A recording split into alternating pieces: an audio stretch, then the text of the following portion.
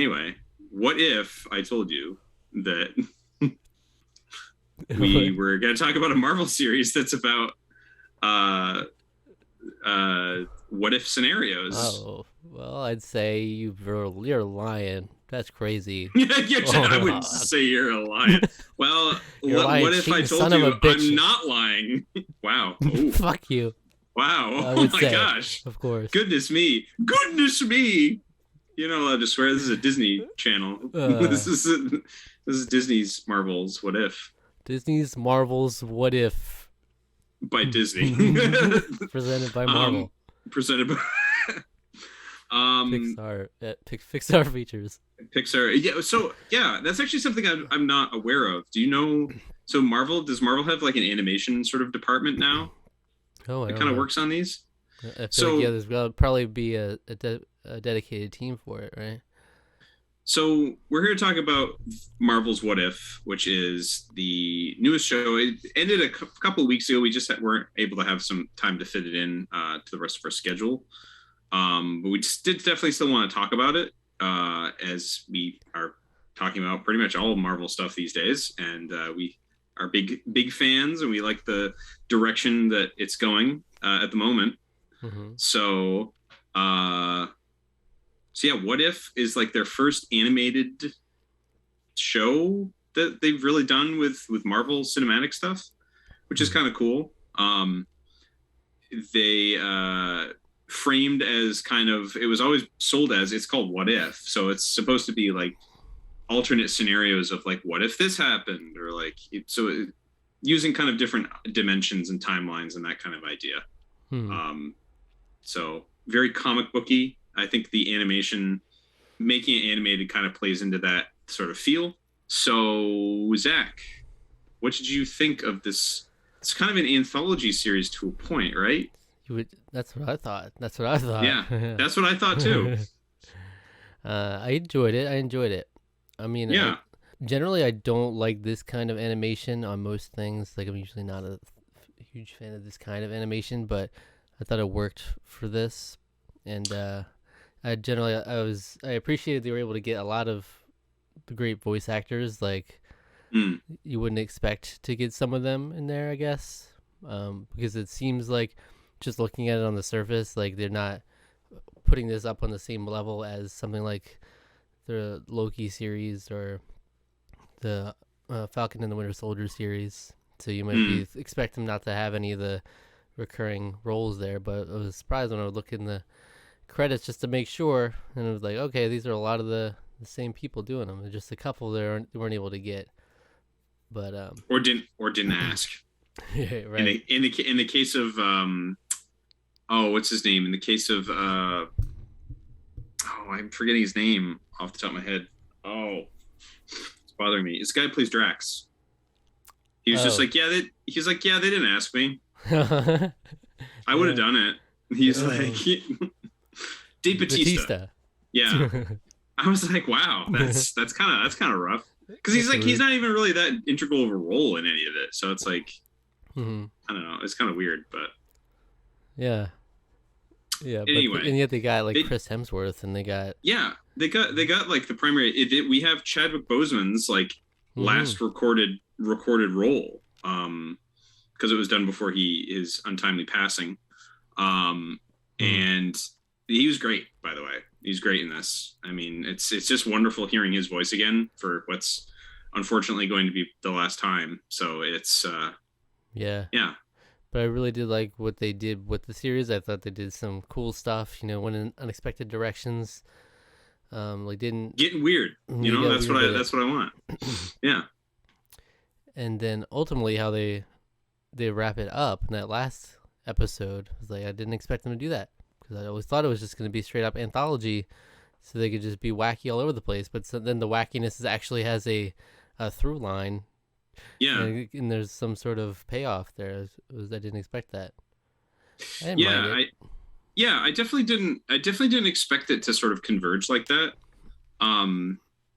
There were, I think, to me, what in the middle of the episode, that sort of where that happened, I was kind of getting a vibe that like it is stuff like gonna get really, because we're in a universe where like everything is destroyed pretty much. Like there's no hope for anyone because Ultron has the Infinity Stones, um, which is Mm-hmm. like, which would be horror. You know, that's like devastating. So it's like he's destroyed Earth and then ultimately takes over the universe, and that transcends his ability to like tell that there's other universes out there. He's like a supercomputer, right? So, Mm-hmm. um, yeah, I like how they kind of took it where you have the thinker who's like presenting the whole thing, the Watcher. the watcher. I mean, Mhm. he's presenting the whole thing, and then like I thought you would just stay that way, but then they like the last Yeah, couple episodes they like kind of bring it back, and then you have the moment where Ultron like looks over at him, and then it's from then like on it's like okay, we're complete shift from the perspective basically. legitimately unnerving when that happens. By the way, that's like I was like, ooh, uh-oh. Yeah. Because the Watcher, there is another episode where the Watcher actually talks to one of the characters, which is actually my favorite episode in the whole thing, which is the what if Doctor Strange lost his heart instead of his hands, Yeah, that was a nice one. which is a super dark episode. Like I was like, I this is not for children. I This love how episode dark is, they got with some of it, yeah, and then it they got got really completely wacky with other things. You know, it's like the kind of zombies. yeah. What if zombies? Zombies. What if zombies was just really wacky? Yeah, And then they tried to like make a little backstory for it. I'm like, what are you talking about? And then they have Spider-Man coming up, talking about. Have you ever seen zombie movies? I'm like, oh, so usually when they do zombie things, you don't know about zombie stuff. yeah, yeah. You don't know about zombie movies. There's a zombie movies, and now it's happening. Okay. Yeah, that was. I'd probably say that might have been the weakest episode. The Um, fact that they brought in Wanda, yeah, zombie and Wanda at the Wanda's end. zombie Wanda. Yeah, Yeah, they didn't full on choose her. It's not zombie Wanda. You have been yeah, chosen. no. But they It was had to just give like, her nah, a she's here. cameo there. Yeah, Yeah. she tried, I guess. But yeah, the his voice role, which I hate it. I hate how I know who these actors are, and I always forget their names when we're recording. Yeah.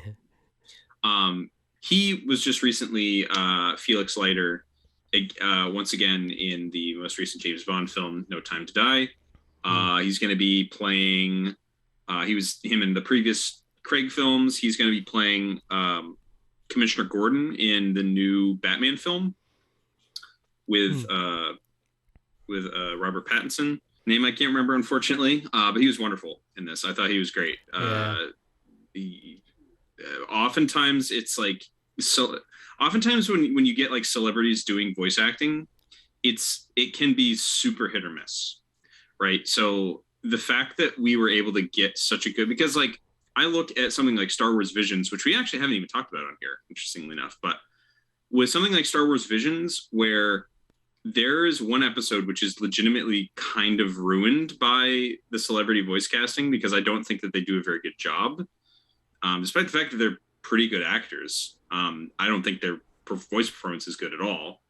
Um, we have a series where I think for the most part, all of the voice cast is just like great. The direction must have been just really good because we got the best out of these actors in terms of their voice acting. So uh, that's great. It feels authentic, feels great.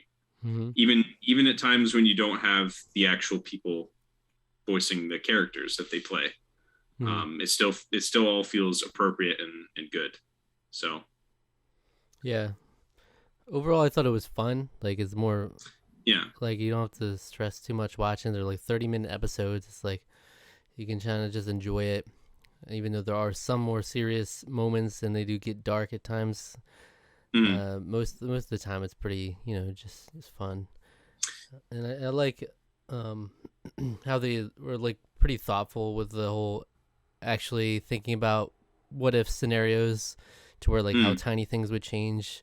I like the whole idea of like if Killmonger saved Tony Stark, then it's like you saved him, but you lost a hero in the process. I like that because yeah. the idea that heroes are made from these dark moments. Yeah, So it's the answering the call, rising above the the suffering or the pain that they're enduring, and then coming up and rising above that. And then Tony Stark never faced that. So I like the thoughtfulness in some of that, whereas like it's not like in the first episode it was just like what's her face, Captain Carter, Captain Agent Carter. Agent Carter.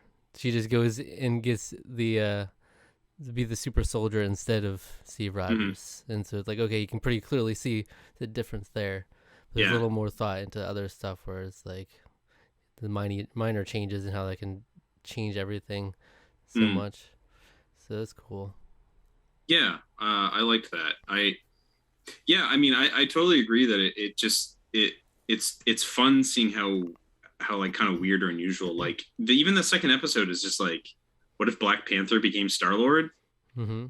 It's like that's super weird, right? Like, It's just that's like not and it's just like they grabbed the wrong kid. Yeah. They grabbed the wrong kid, and they're just like, okay, they roll with it. Yeah, and that was the thing. The thing that was kind of neat about how they then tied it all together. It would have worked even if they hadn't done that, because I like the fact that they ended those scenarios on like sort of cliffhangery things where it's like Ego shows up to Peter Quill at like the burger joint he's working at or something on Earth at the very end of the Star-Lord episode. Mm-hmm. Because he's like, hello, Peter, and it's like, yeah, because Ego, it would still be looking for his son. So it's cool because it's like it's taking your sort of knowledge about like the whole universe and really twisting it around, and it's really fun. I totally agree. I don't think it's not really a super serious or a thinky show, really. I think the only one that's like super that I found very thought provoking was the Doctor Strange one, which I think is why it's my favorite one. But I like the fact that we have sort of a lighter tone overall to the series. Yeah, because they did some wacky stuff like with Thor going to Las Vegas, getting like a tattoo with Jane, and like he just has that tattoo the rest of the show. Like no, that happened. That wasn't just a little joke. He's got that tattoo now, and he's. Yeah, and then what? Howard the Duck married what's her name? Yeah. She was in WandaVision. Darcy? She showed back up again. Darcy. Yeah. That was ridiculous. Yeah, that's pretty weird. And I apparently I was reading that had to do with like one of the producers of the show does a really good Darcy impersonation, and she had a really huge crush on Seth Green because of Buffy the Vampire Slayer. So that that got into like this weird thing in the writer's room where she just like, or like, what if Darcy married Howard the Duck? because Seth Green voices Howard the Duck. Yeah. So it's like, yeah, it was kind of a funny that episode was ridiculous. And like the whole crux of it was like, it was Thor's mother was coming. So it was like, quick, we got to clean everything up. Like it felt like such a Saturday morning cartoon scenario. It was absolutely ridiculous. He moves the Tower of Pisa, like. Yeah. Oh my god. Yeah. So you have episodes like that, and then you have episodes like the Doctor Strange one, which was just like completely authentic, like. Yeah. Like having to deal with losing someone and not being able to save them. Which is like a concept you see a lot, which I feel like it almost never gets old for me though. For some reason, something's so powerful about it. It's very powerful and relatable to a way, because it's like when you do anything you could to save somebody that you cared so much about, that was like everything you were basically. And yeah, I mean it takes it to the absolute extreme. Like I love how the episode ends where he's just like, won't you do anything? And he's just like, that watcher's just like, no, I can't help. I can't intervene. You have to sit with what you've done, basically. And he's completely destroyed his universe. He's the only thing left in it. And it's like, wow, that is rough. Yeah. Like but that's what I mean. It's such a thought-provoking episode. I really like that it went the direction that it did. Yeah, it was good. Good one. Isn't it funny how even in this Marvel's What If scenario, you got Natasha and Hawkeye together, and they still end up in a freaking sacrificing situation again. I know. What It do was you? like they did the whole they reversed it though. It was like, man, that's that's just funny. they're fated to always sacrifice. Yeah, I guess so. Yeah, there's and that's the thing. There's lots of like little nods, specific nods to the movies where there's a little twist on it in a lot of the different episodes. And I did really like the one where they took out all the Avengers and the different moments. What if? Oh yeah, with the Earth lost its mightiest heroes. Yeah, that was Again, kind of an Hulk blew up. Hulk blew up. Yeah, and they brought like Liv Tyler's character back, who no one talks about ever because she was in the Incredible Hulk movie. That right, yeah. So that was kind of interesting. It was like they brought her character back randomly. Yeah, there's some characters popping up I didn't expect to. I thought it would be pretty surface level stuff in there, but yeah, they weren't afraid to have some deep cuts, and I appreciate that. Another thing also that I really liked, Michael B. Jordan did a great job as Killmonger in this as well. They made a little fun reference to the fact that he's a huge anime fan by making Killmonger create Gundams from the arc reactor stuff. And Tony Stark is like, "What is this? Like, what are these?" He's like, "What? I like anime." they had a couple of weird like pop culture references they threw in there where they would just like talk about pop culture stuff, and I was like, oh, I wish I'd written some of it down, but it like took me off guard. They just bring in this pop culture stuff, like when Spider-Man brought up there being zombie movies. Yeah, like what are you talking about? What are you doing? We're just living in a zombie apocalypse now. Well, I mean, I guess that does fit because he does talk about like Star Wars and stuff in the Marvel films. Oh yeah, and they mentioned Middle Earth. When Thor and the little army showed up. Yeah. So yeah, all of it sort of converges where Ultron is trying to take over the entire multiverse, and the Watcher has to basically break. The last episode is what if the Watcher broke his oath? So he assembles a bunch of the disparate characters from all the different universes that we've seen conveniently, and yeah, it's a fun final big bash where they fight against the Infinity Stone Ultron. Yeah. Infinite Ultron, should we call him that? And it's a fun, very very popcorn chewing, rip snorting good time. I just had a lot of fun watching. Can you tell me how like everybody had to go back to their own thing in the end? It's like you just kind of have to go back right where you left off. And then we got Natasha left at the end. She's like, I don't want to go back there. There's nothing left. Yeah, there's literally nothing there. Yeah. But then the Watcher's just like, okay, I'll just drop you in one of these. I'll just drop you in this one where they lost Natasha. Oh, okay. Well, if that's an option, why couldn't you drop anyone off?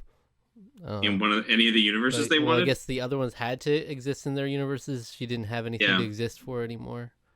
I guess that makes sense. But the fact that he was before then, he was like, "Oh, you're just gonna leave and go back," but then he was like, the door is just a metaphor anyway." And then he peels it back, and he's just like with the Avengers in a different timeline again. Yeah. Oh, okay. Well, I guess this one where she died, maybe. Yeah. I would think. And then they just slip her in there, and Nick Fury, which Samuel Jackson knows cool too. Yeah. Oh yeah. Nick Fury's just like, I don't think you're my Natasha, but okay. Yeah, but all right. Yeah. Okay. But that's interesting. Like, will we have a season 2? You think? I don't know. I mean, there's definitely a possibility. You can always. I like the idea of making it kind of a continued anthology. You don't necessarily have to even tie it together anymore. You could maybe do that as the first season gimmick, but you could do it again and just have a good time making up weird scenarios like that. I feel like now they put themselves in a position where it has to have some. Yeah. That's the tie-in. That's why I feel like if they wanted to have more series or seasons, they didn't have to tie it all in like that. Yeah. And they could have just done random stuff whenever they wanted. Now it's going to be, now we expect, once we've seen what if this, what if that, we're like, okay, we're going to expect something to come together again in the next season. I will say I'm a little bit with you in the sense that I wasn't always like super sold on the animation. Mm-hmm. There are times where it did feel a little stiff. I think as it went on, I got more used to it and I kind of enjoyed it. It's definitely kind of unique. There's nothing really other way to describe it. I do like the fact that they sort of make it feel like they almost use like the Telltale sort of filter I was over just gonna it. say that it feels like Telltale, and in the same way, like a lot of the Telltale, like some moments don't work as good in that style. Yeah, work as well. Yeah, but I'd say overall it was good. Maybe not the greatest thing I've ever seen. There were some legitimately cool and fun sequences. So yeah.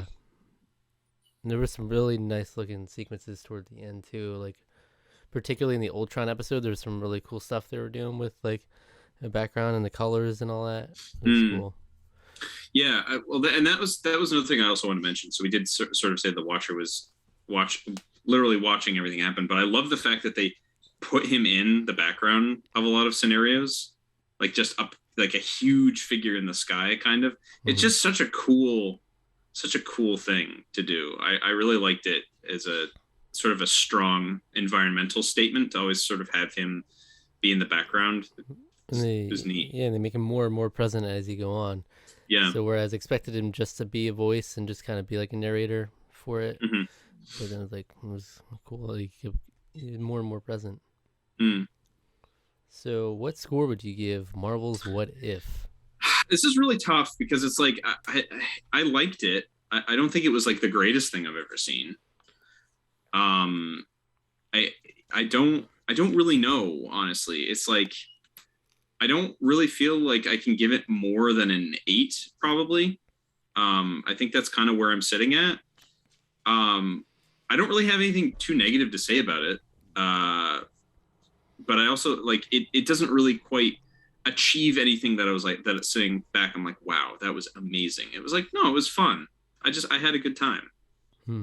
So I don't know if I can really go anywhere above that personally, but I really liked it. I would definitely recommend people watch it because it's fun. So an 8 out of 10. Between two scores, I'm right around there. And stuff. I think it will go with a 7.5. That's kind of where I was at going into it. Yeah, I was kind of like floating around. I feel like talking about it, I feel like there were more that I enjoyed. Like I said, the zombies one was a little, yeah. Yeah. But I think overall it was a fun, interesting, entertaining series. But that's like the max. Yeah, I mean that's fun. It's like, and that's the seal of approval, right? That is a Tarqaron score of 7.75 out of 10. Yeah, it's not bad at all.